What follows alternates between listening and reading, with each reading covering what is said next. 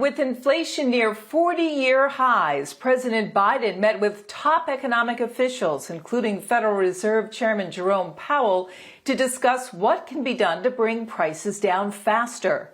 The president is proposing fixing supply chain issues and lowering the deficit as ways to improve inflation.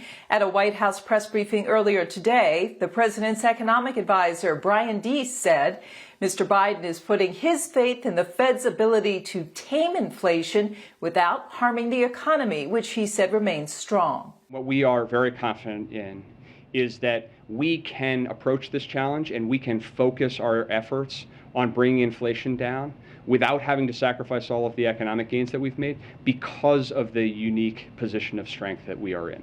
Meantime, gas prices already at or near record highs could resume their climb now that U.S. oil prices are trading at their highest level since early March.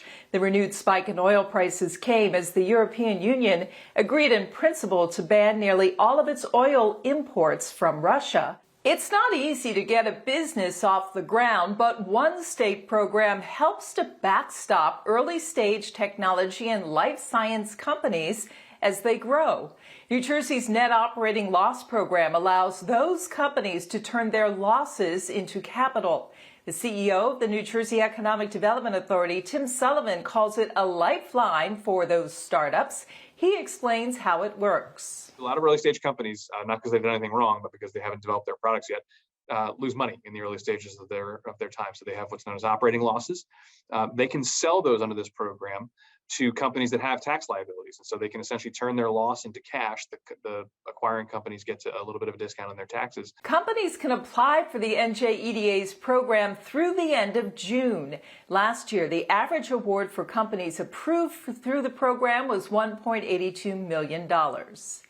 Atlantic City has received millions in state and federal grants for several projects, including money to assist small businesses as well as for neighborhood revitalization.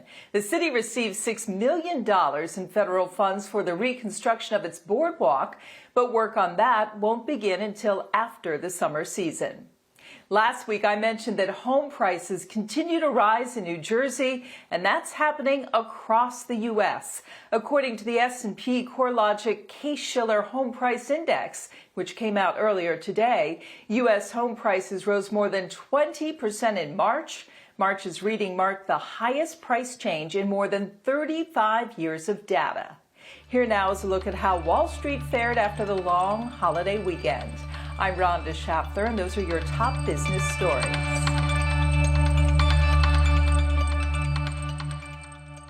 Support for the Business Report is provided by Riverview Jazz, presenting the Jersey City Jazz Festival June 4th and 5th.